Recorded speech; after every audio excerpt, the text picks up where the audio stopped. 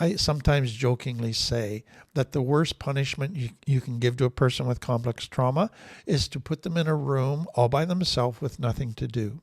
They don't have any distractions. They just have to live with their own feelings and thoughts. That just drives them crazy. Now, let me just say there is a place for kind of healthy distractions, healthy puttering, doing odd jobs, keeping busy. There's a place for that. I'm not talking about that. I'm talking about a person who can't sit still, who can't just be with themselves, can't just have a relationship with themselves and sit and do nothing. They always have to be busy. They always have to be on their phone, on social media, doing something. It's an unhealthy need to not feel, an unhealthy need to not be in the present, but to have something take them out of the present for a little while that gives them a little bit of pleasure or just distracts them from all of the emptiness and pain inside. So for some, instead of using distractions to get out of sitting in the present and being present to the present, they escaped through going into a fantasy world, to going from their present to something outside of the present in their thought life. So they're escaping negative feelings in a fantasy world. Now, I need to again point out that there's a healthy escape through fantasy. So children are naturally curious. Children are naturally creative. Children have great imaginations. Children like to have tea parties with friends, pretend being Cinderella, use our imaginations to just escape at times into what life could be. We escape into sports and movies and reading novels, plans and dreams and potential romances, all of those things. Those can be very, very healthy. I'm not talking about that. I'm talking about unhealthy escapes into fantasy. Most people don't even realize they do this.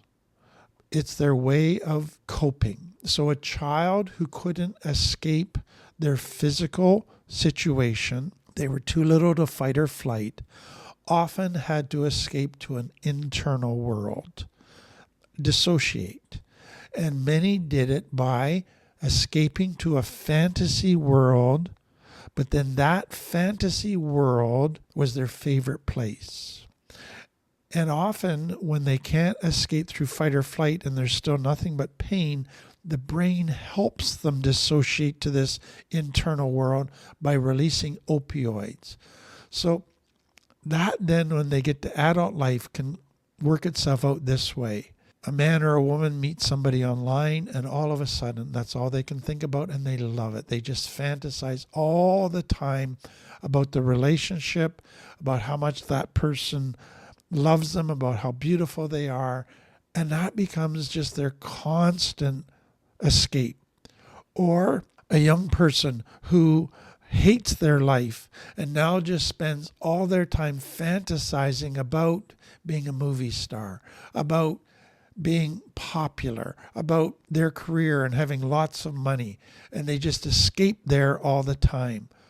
Or a sexual abuse victim, so their way of coping as a sexual abuse victim was to have out-of-body experiences. They could put themselves on a beach in the Caribbean on the ceiling looking down as if it was happening to somebody else.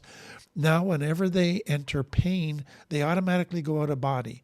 They automatically dissociate. They go somewhere else in their mind so they don't feel pain. I once had a client who realized that as soon as they left their house every day and started walking somewhere, their mind just went to a fantasy world. They didn't even realize it was happening.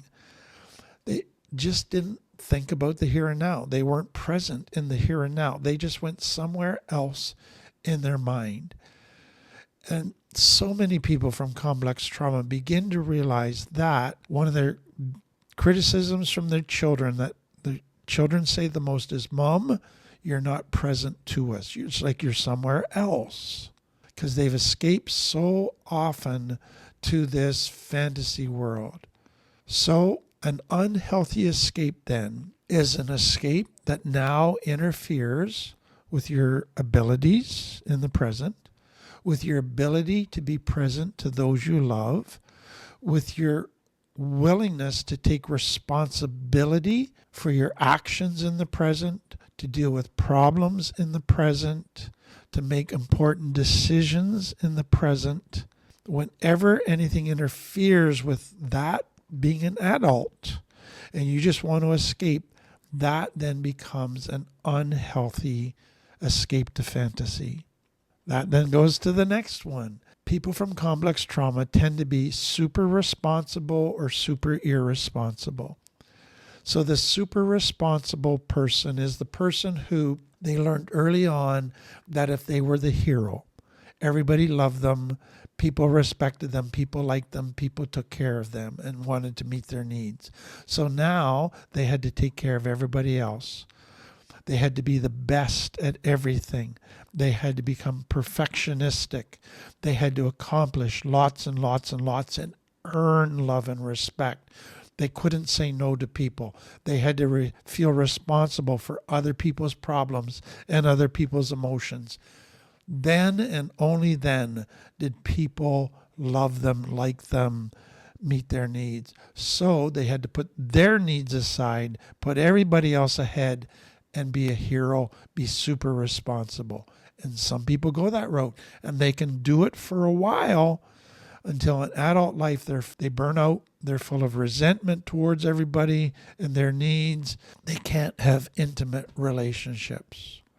Others go the other extreme and be super irresponsible. And it's like, well, I'm going to fail anyways. People are going to judge me. People are going to condemn me. So why even bother trying?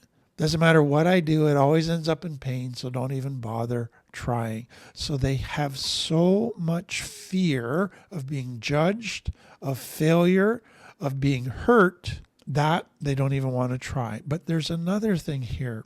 For some people, for them to be in a relationship meant you became enmeshed with a person. It meant that once you get in a relationship, now you are responsible for them. Now you have to take care of their needs. Now you have to give up your needs. Now you have to take care of their emotions.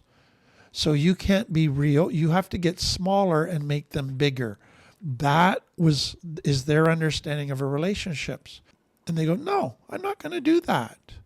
If that's what a relationship means, then no, I'm not going to be in a relationship because I just want to take care of me. And to them, that means I can do whatever I want. I can be super irresponsible because relationships require being super responsible, and I'm not going to go that route.